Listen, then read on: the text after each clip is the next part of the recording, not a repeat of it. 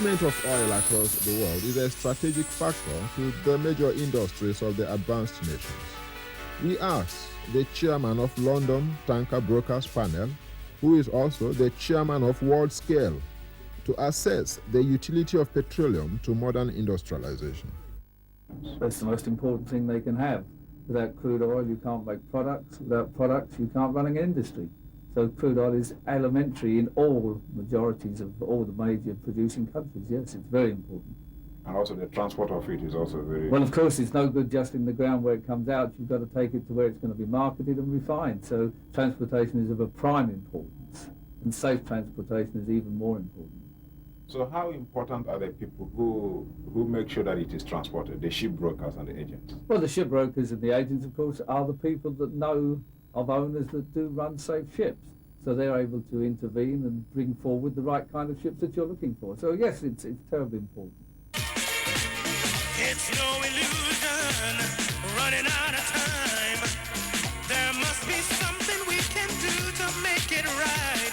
Oh, why can't we open up our eyes? There's no more time for confusion. There's only love to help us find a way. Let's take the life that we're given and try to make a brighter day instead of throwing it away. We're all in this together. At the international level, a nation whose oil is being lifted exclusively by foreign tanker operators is still on the road, hopefully traveling to freedom. During the Persian Gulf crisis, when Iraq had broken ranks with the rest of the world, her commerce, including petroleum, was no longer safe business for foreign tanker operators, more or less because of United Nations sanctions. What was left of her hope returned to vessels owned by Iraq. If it were a Nigerian case, especially now with her rising continental importance, a foreign effective embargo or widespread hostility within the sub-region would mean that with no Nigerian tankers, nor nationally controllable tonnages, the bedrock of our economy, petroleum, could be frozen in limbo, impossible to be lifted abroad for foreign exchange. In Saudi Arabia, at the time of the recent Gulf War, the indigenous shipping company, Vela International Marine, had to do a quick deal to hire additional 6 large tankers from Concordia Maritime AB of Germany. These vessels being badly needed to support oil deliveries during the hot war. How do you feel when you meet foreign counterparts and they know that you're not able to be in a tanker trade in your own country? Well, I feel embarrassing, but I have confidence. I have confidence because the president of this country has done a lot to the shipping industries. He has helped us a lot, and he's still doing so. Our only worry at the moment is some of the relevant ministries are frustrating his efforts. Well, the first thing anybody starting a new business, of course, it's got to get experience. And Nigeria or wherever, Saudi Arabia has to admit that at the beginning it has little experience. So the best thing, of course, is to go into partnership. Start with somebody else that does have the ability to run ships, has the ability to crew. Make a deal with them to start with. They can then start training your crew, start training your engineers, start training your shore staff. So I think the prime importance in anybody starting new is to get some good partners. And that way you can go forward together. You mentioned the example of Saudi Arabia. Could you go on for that? Yes, well, Saudi Arabia, as you know, is the major producer of crude oil in the world. And for many years, people used to just go collect the crude oil, take it to the refinery. But Saudi Arabia decided a few years ago, well, let's participate in carrying some of our own crude oil. So she started a company that now is responsible for carrying great quantities of Saudi Arabian crude oil. But they didn't have any business, so they went to some friends and started some training schemes, and are doing it that way, exactly the same way that Kuwait started some 20 years ago. When we started the produce, they said that the humidity, these and all the specifications, they are all there. We carried them that time without any problem. You just have to know the specification of the crude oil you are going to carry, and get the right tanker. You just don't go to tanker market to say, give me a tanker. You have to know the quantity, you have to know the quality. There are so many tankers that are laid up now. You know what is the meaning of laid up? That they have no business. If you go to any shipyard, they will show your order, knowing that it's from Nigerian government, a member of the OPEC, and straight away they will give you a tanker. Well, if you fulfill if you come to terms with them. I'll give you a good example. After independence, we rely so much on British, and everything we have is British, and all our pilots were British in those days. And when the Civil War came, the same arguments were brought up that no, they cannot make Nigerians pilot, Nigerians can never be masters of ship, Nigeria can never be this, even though when we were qualified, we were much better than even our British counterparts. But they still feel we could not, and our people buy the idea, and therefore they stuff all the ports everywhere with British. But when the Civil War came, the British had to leave because they cannot even stand the risk of war. And therefore, they were looking for Nigerians. And the Nigerians they have neglected, most of us have gone to foreign ships. You know, it was not easy for us to come back home anymore because they did not give us the opportunity. Yeah. And the port was completely paralyzed. The government at that particular time have to move to Egypt to go and bring Egyptians to come and start piloting before some of us could arrive and take up this job. And when we came, you will find that it is even Nigerians that were taking ships from Lagos to the war front, to Port Harcourt, to Calabar. The Egyptians themselves will not be able to do it. You know, they don't because of the risk in case they die, but the Nigerians is our country. We cannot run away, you know.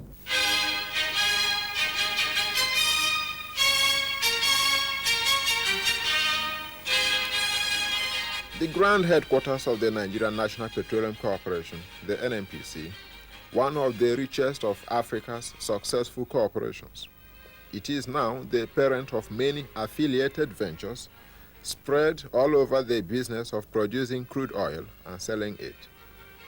It is the selling of crude oil, however, that has given rise to this fame. Nigerian shipping lines having come of age and supported by a 1962 Petroleum Act and the 1987 Shipping Policy Decree seek to be considered to lift crude oil overseas.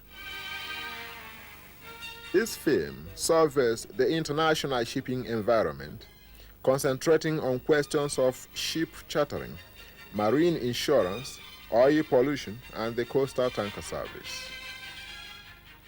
Why would your company sponsor and support the tanker trade documentary?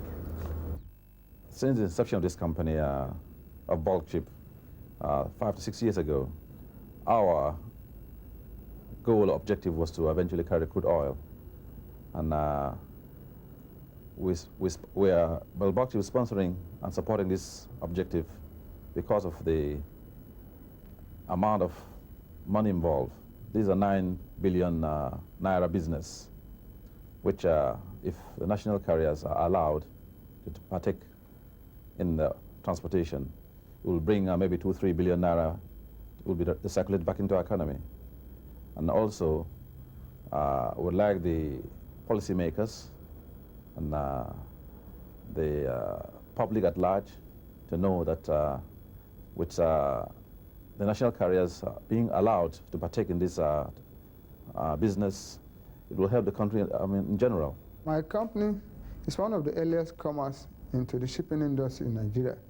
And by today, we feel crude oil carriage in Nigeria is a good venture that the policymakers should allow us to go into And by this documentary, we are telling the world what it involves in the carriage of crude oil in Nigeria. And I think by now, policymakers should be able to let it go. As big multinationals become increasingly similar, the business of multinational oil companies in the petroleum industries of developing nations was addressed by the Organization of Petroleum Exporting Countries, OPEC, in 1968.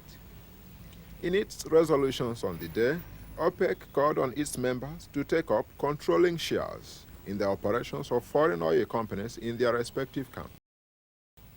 By April of 1973, the federal government had acquired a uniform 35% shares in the major oil companies then producing in Nigeria: Egypt, Safrap, Shell BP, Gulf, and Mobil. Today, that participating share interest stands at 60%, owned by Nigeria through the NNPC in the foreign companies. This joint venture process has concentrated in the upstream oil industry, that is, oil exploration and exploitation, like the recent offshore condensate project. Which is being developed aggressively. 1991, and the talk in the industry is of injecting more Nigerian participation in the downstream sector, that is, crude oil transportation, crude oil refining, and petroleum products distribution.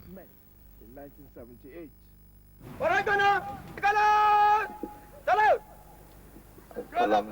Salute. That's Kolopati, Martin out of the front.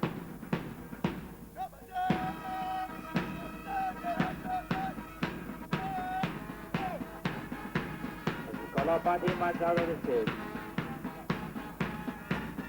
Taking his strides outside.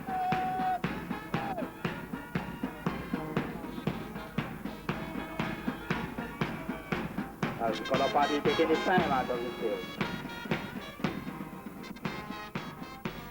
In her 31-year history of sovereignty, the emphasis in Nigeria's critical industries was on the training of enough engineers on land and at sea, scientists, geographers, ship officers and masters. At school, naval cadets study navigational sciences, geography, physics, maths, chemistry, ship construction and design, navigation and navigational aids, ship strengths and stresses. What many Nigerians are yet to know, however, is that in the lifting of crude oil, foreign tanker operators and the multinational oil companies are using many Nigerian seamen and officers to move their oil cargoes around the world, while the wrong notion continues that Nigeria lacks competent manpower. There are quite a lot of Nigerian masters and chief engineers that have left the actual people who train them, that is the Nigerian Ports Authority, the Nigerian Shipping Line, and those who sponsor themselves. Quite a lot of them that have left to go and work for the oil companies in Nigeria and then abroad. You'll find that if you go to the offices of Gulf Nigeria Limited or Shell or Texaco or Unipetrol, you'll find a lot of Nigerian qualified master mariners and engineers working for them. There are quite a few Nigerians in this business, very, very many Nigerian masters employed by various oil-related companies, National, Shell, Mobil. There are very many on the offshore business. They coordinate, they do all these sort of jobs. Indeed, one of my own nephews is a marine master with one of these companies. Their job is to bring in these big super tankers. They fly them out there onto the ship with helicopters, then they moor them to the buoys where they are loaded, and they do it effectively and efficiently. And it is very, very easy for them. And to those who have given their lives, praises to thee, husbands and wives, all thy children shall reap what you've sown. This continent is a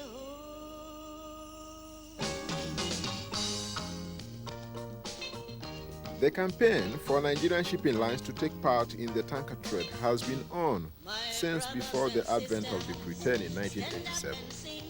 In giving rise to the National Maritime Authority, this decree raised the hopes of Nigerian shipping lines for the tanker trade.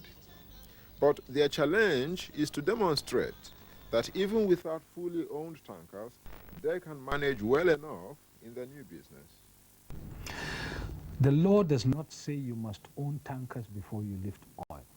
There is provision in the National Shipping Policy Decree, number, I think it's Section 8 of the decree, that clearly gives you the right to even charter tonnage that you may not own, particularly when it is tonnage of a specialized nature.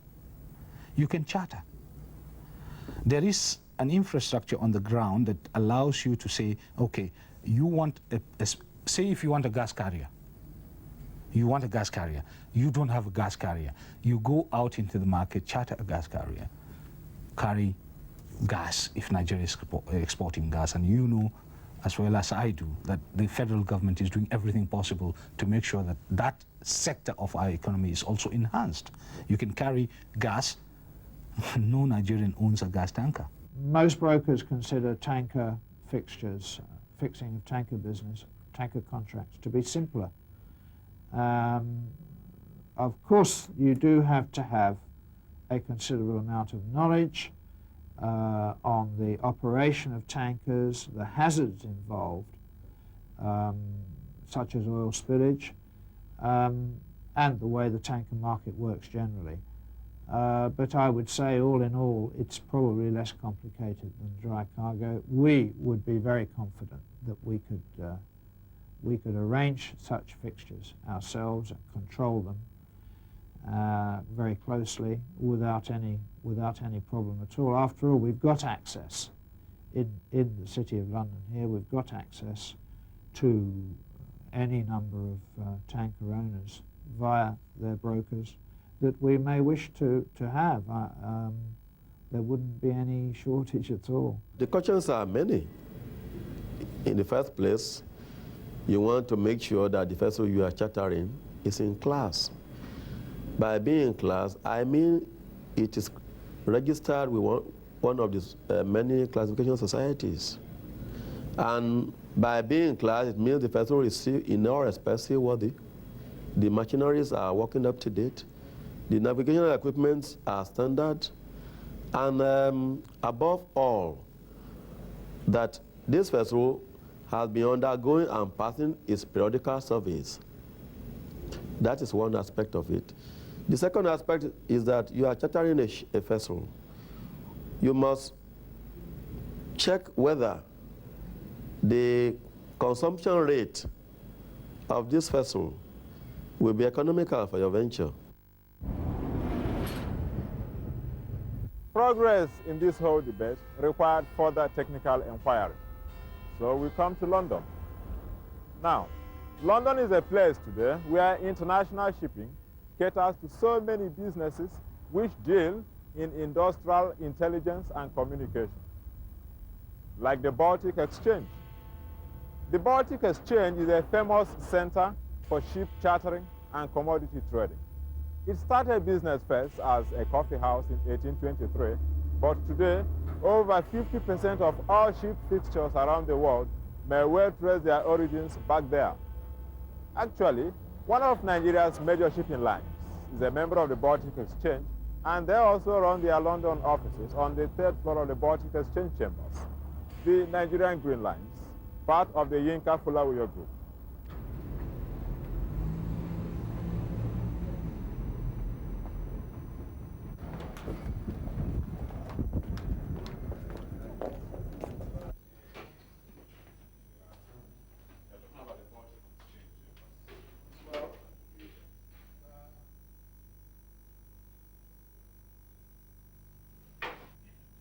We mainly represent Nigerian Green Lines and Iyanda Folawiyo and Sons, the parent company, and also from time to time Nispa Cement. Is being in the Baltic Exchange buildings a result of your membership of the exchange? Well, I think that's probably lost in the origins of the London company, Iyanda Folawiyo and Sons London, back in the early 70s. I don't know which occurred first. I think most of the tenants in this building probably are members of the Baltic Exchange. Here on the chamber floors is a face-to-face market, where ship brokers who want to charter vessels and traders who have cargo to move discuss the subject, just like in any other open market. It's really like any exchange, except that it's selling of abstract goods rather than physical goods. Their abstract goods are being exchanged, namely freight. What really happens is that the members go down onto the floor of the exchange, and they carry with them the list of their cargoes that they may have, which they require to be shipped from A to B, anywhere in the world from A to B, and other brokers have similar lists of ships which are free to carry goods from A to B.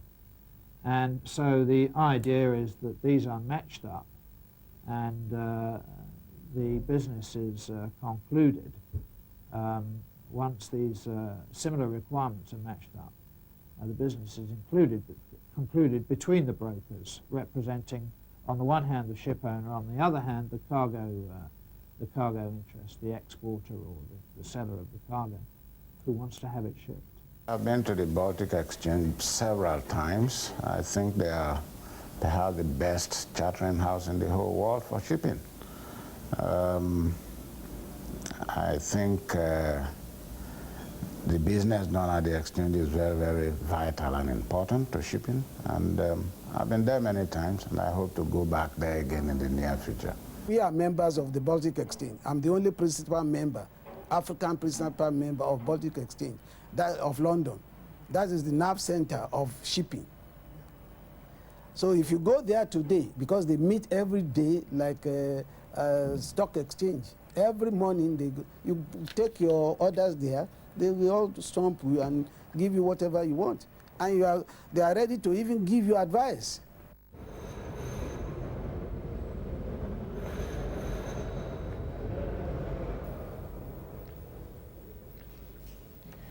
The Baltic Exchange, a cornerstone in the shipping world, complete with fully equipped instruments for up-to-date monitoring of global ship movements and political news, considered relevant to international transport. Information matter and classified news through special teletext can be raised to the screen at the punching of the right code words. The only thing regarded as special with the lifting of Nigerian crude oil in these waters is that it is likely to be steady and over time lucrative. Taking a random year like 1986, more than 635 tankers lifted crude oil from Nigeria. What are the standard factors for insuring, let's say, a tanker? How are tanker insurances done? Well, first of all, tankers aren't insured normally on a voyage basis. Yeah. Tankers are insured for 12 months for the owners of that tanker. And usually the underwriters who insure that tanker would like to know the background of the owner, his experience, the experience of the crew, and his record in the past, plus of course the details of the vessels he's operating. In addition to that, you have the actual insurance of the cargo itself, and once again the insurance of the cargo premiums depend on the vessel the cargo is being carried in, the volumes that are being carried, and the shipper's record in the past. Oh yes, I am very, very confident. There's no reason why Nigerians cannot manage tanker business efficiently. We are managing the dry cargo business very, very well right now. And there's hardly any difference. I think the slight differences are easily taken care of, because when you are trained in all the aspects of shipping. Yes, I'm very confident that Nigerians can cope effectively with tanker management. Well, Nigerian shipping lines should be able to accommodate these disputes because it is their business. It is their business, they should be able to accommodate. There is no business that has no hazards. So, yeah. So this is one of the hazards they have to carry.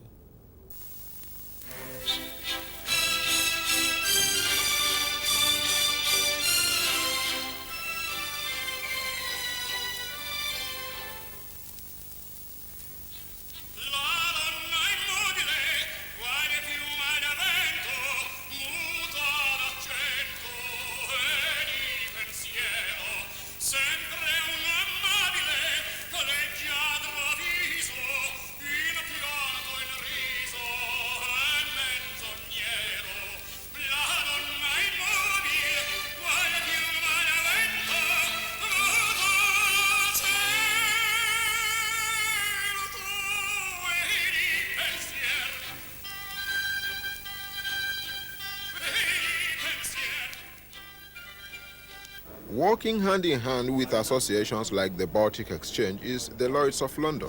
And here, what really looks like a chemical plant is the headquarters of the Lloyd's. An insurance tradition so many hundred years old, actually a respected society of underwriters. Today, international shipping is linked to the Lloyd's system, just like the motor car needs fuel. And over the years, any trade or voyage bearing the stamp of Lloyd's underwriting is taken in the business for a clean bill of health. How would anybody gain access to the business of the Lloyd's if you're a ship owner or if you're Well, first of all, the general public are not allowed into Lloyd's, and an insured cannot insure directly into Lloyd's. They have to arrange their access by way of a Lloyd's broker, which is in other words someone like me.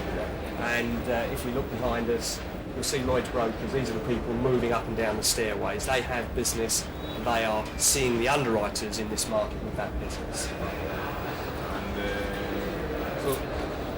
Normally in the event, if you're a ship owner, for example, what do? If you're a ship owner, you contact a Lloyd's broker, such as myself. You would tell him what your risk is, what sort of ships you have, where you're operating, give you details of the ship, the crews, this sort of thing. And then we would come into this market and obtain quotations and or obtain insurance for those vessels. Well, Lloyd Insurance gives confidence to every ship owner, not only to tanker trade, but to every ship owner, because everybody who insures with Lloyd's, he is safe. His ship, his cargo, the crew, is the lifeline of the industry.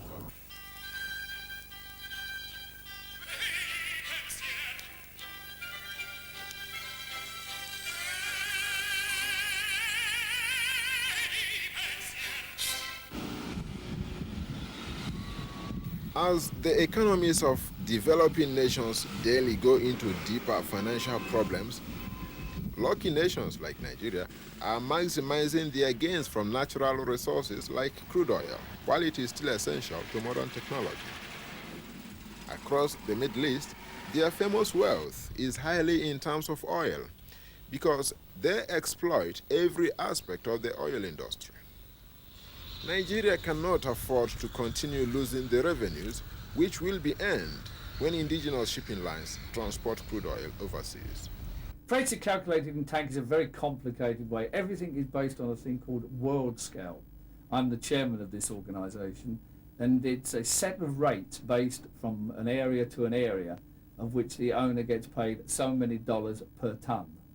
And the idea of world scale is that it enables you to do the chartering and the contracting very easily, and everybody knows precisely what they're going to get. The Nigerian Ports Authority do make good money from shipping companies. The harbor dues are paid through shipping companies by the shippers. More or less, we are the pipeline for the collection. The stevedoring charges at economic rate are charged by the Nigerian Ports Authority. So the more ships that come in, the more the revenue. So also the handling charges. And in fact, cargo for storage, the Ports Authority do make money on such. The National Maritime Authority is all we know, and 3%. If Nigerian shipping companies carry more cargo, this gives the nation more foreign exchange. Because if Nigerian lines don't carry any cargo at all, NMA will still earn the whole money. But the essence of Nigerian participation is for Nigerian shipping companies to conserve more money for the nation. And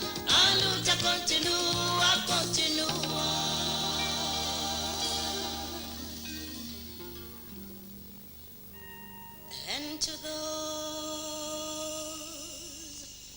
who have given.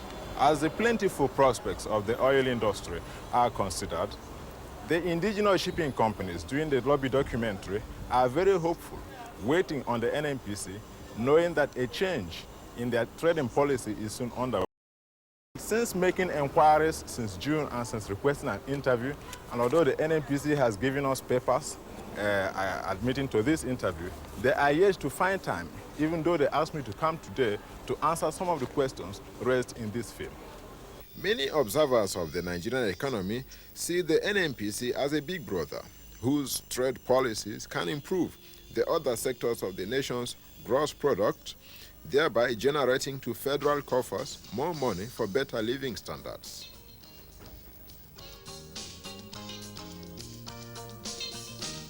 My brothers and sisters, stand up and sing. Eduardo Montani is not gone. Fredimo, you're eternal. Port Harcourt, where it all started 35 years ago in 1956, when Shell BP struck oil at Oloibiri, some 80 kilometers west of here. The tanker trade inquiry has come to Port Harcourt to call on Captain Israel Ademola Haastrup, a Nigerian first-generation master mariner who has established a private jetty along the shoreline. And we take his example as commendable if foreign technical partnership is to be encouraged, because he is in alliance with expatriates. Which partners are you having? Well, I have a lot of partners from Scandinavia country, Finland. I have partners from Norway. I have partners from Britain. We are working well with the oil companies. What amount of Nigerian participation go into the running of plants like this? Oh, 60% in Nigerian participation and 40% foreign. Because of the difficult struggle by indigenous shipping lines to lift crude oil and the intense debate as to their competence, respected personalities in the industry are willing to pledge personal responsibility in that they will perform just as satisfactorily as foreign tanker traders. See, I was at sea a certain time when a tanker broke into two without being in port. But because the sea was rough and this tanker broke into two. And this one, can you say it is the charterer's fault? It is not the charterer's fault. So getting tanker is not a hard thing. All you need to do, you can't go and bring a tanker, anchor it, and come and say, NNPC, I have come. NNPC have got to give you the cargo first, and then the tanker will definitely come. Would a nation's revenue from crude oil be affected by whether it is sold on cost, insurance and freight, or by FOB? Oh, no, not basically. The price of a barrel of crude oil is usually the price that you get at the production end. So it doesn't really greatly change. It would be probably in some advantage if you carried it for yourself, because then you would not be paying out foreign money for freight. But no, the price, the balance of the crude oil wouldn't make much difference. What of the prospect of accidents at sea disrupting oil revenues?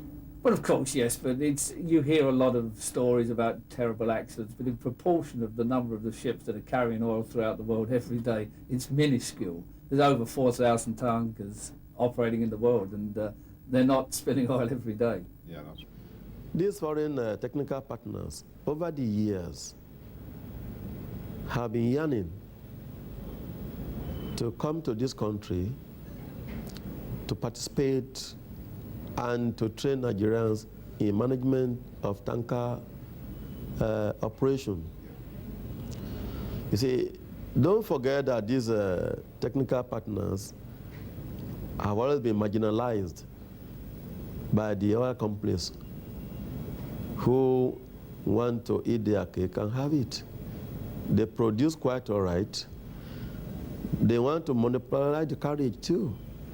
And what do they do? They do all the tankers to cover their carriage.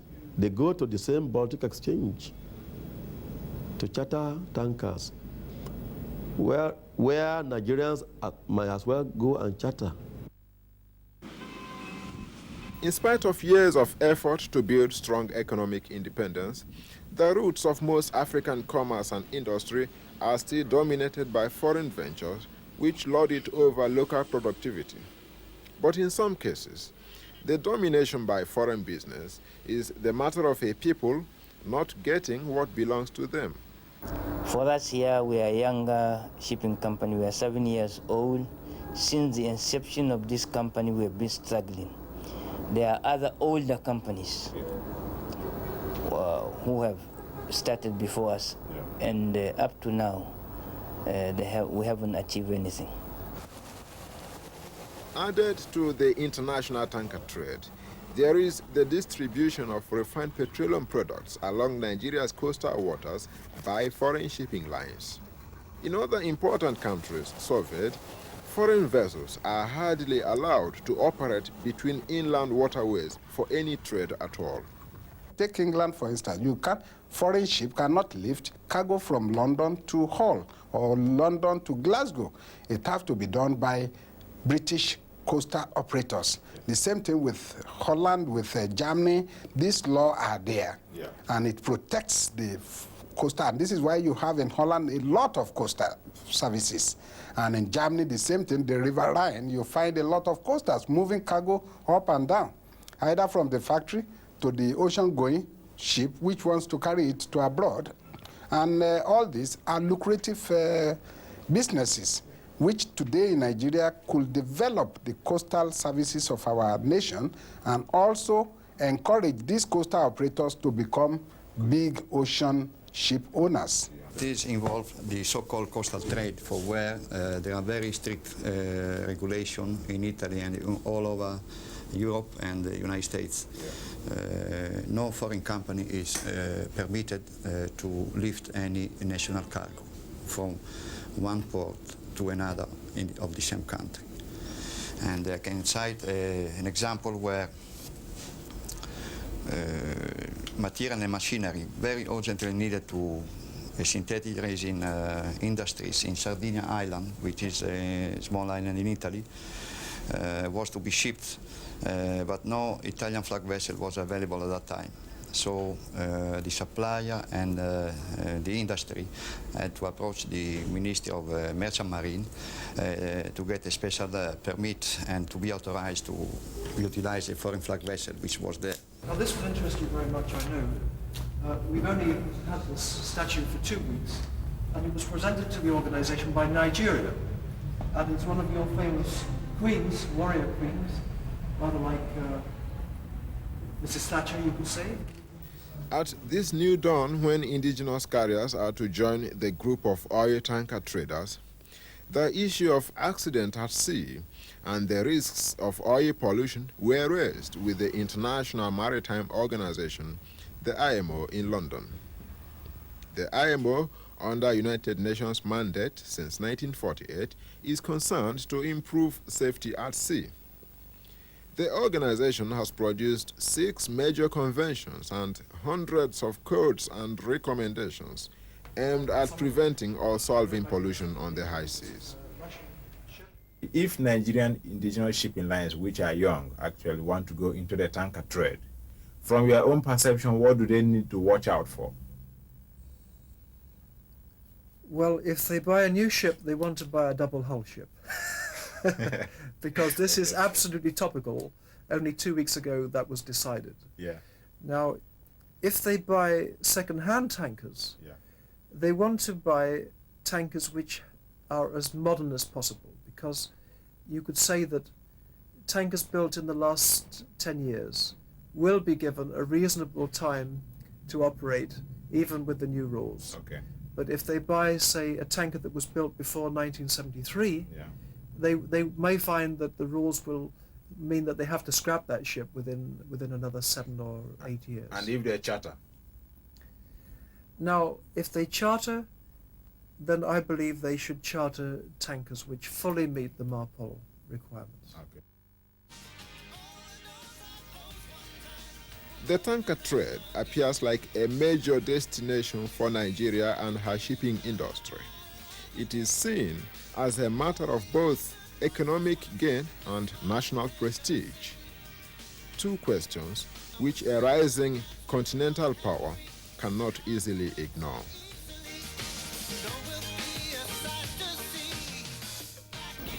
I hope that the authorities concerned, when they see this film or this interview or this program, they will do something for the Nigerian shipping companies. All what I can say is to appeal to the government to help us to see that indigenous shipping companies are given the chance.